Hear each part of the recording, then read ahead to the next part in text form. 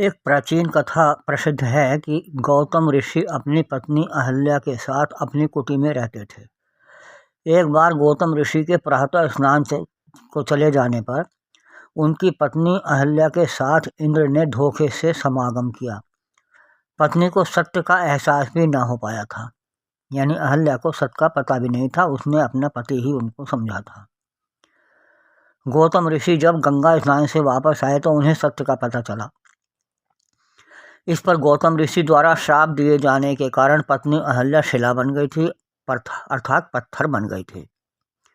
और जब रामचंद्र जी वनवास के समय उधर से गुजरे तो उनके स्पर्श से वह पुनः नारी बन गई। अब इसे सामान्य तौर पर यही मान लिया जाता है कि वह पहले तो वास्तव में पत्थर बन गई थी और राम के स्पर्श से फिर से एक मनुष्य बन गई। किंतु ऐसा असंभव है कि किसी के श्राप के कारण एक मनुष्य पत्थर बन जाए और पत्थर किसी मनुष्य के स्पर्श से मानव बन जाए। यह तो प्राकृतिक नियम अथवा विज्ञान के नियम या यूँ कहिए कि ईश्वरीय नियम के विरुद्ध ही होगा। फिर सच क्या हो सकता है? मेरे विचार से सच यह होगा कि जब निर्दोष पत्नी अहल्या को उनके पति गौतम ने श्राप दिया होगा तो उसका मन बहुत आहत हुआ होगा और अत्यंत मानसिक पीड़ा के कारण वह इतनी उदास हो गई कि उसे ना तो कुछ कार्य करने की विशेष सुधि रही और ना खाने पीने की। वह भूख होने पर बस स्वयं को जीवित रखने योग्य ही कुछ ग्रहण कर लेती और उसी चिंता में घुट घुट कर जी रही थी कि उसके साथ छल क्यों हुआ, साथ ही उसे निर्दोष होने पर भी इतना बड़ा कलंक क्यों लगा और क्यों उसके पति ने उसे त्याग दिया।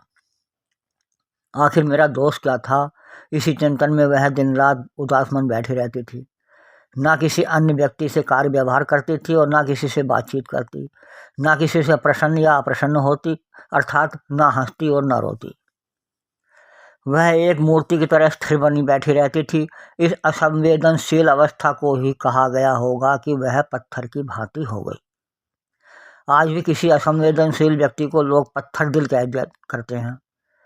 यही रहा होगा अहल्या का पत्थर हो जाना। और जब राम वनों में घूमते हुए स्थान पर आए तो उन्होंने देखा कि एक महिला यूं ही उदास क्यों बैठी हुई है। उन्होंने उससे या अन्य व्यक्तियों से इसका कारण जाना होगा। तब उन्होंने उस महिला अहल्या के सामने उसके निर्दोष होने के कारण इस तरह निष्क्रिय होकर बैठ जाने को अनुचित ठहराया होगा। राम ने उसे समझाया होगा कि जब गलती तुम्हारी नहीं तो इस तरह तुम्हारा घुट घुट कर जीना उचित नहीं।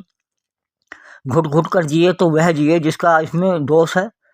तुम्हें तो स्वाभिमान और प्रसन्नता के साथ जीना चाहिए। जो व्यक्ति कभी गलती ना करे उसे आत्मग्लानि क्यों? आत्मग्लानि उसे हो जिसने गलती की हो।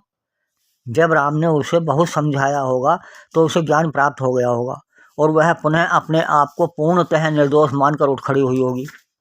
यही उसका पुनः नारी अर्थात सजग अर्थात क्रियाशील व्यक्ति के रूप में परिवर्तित हो जाना है।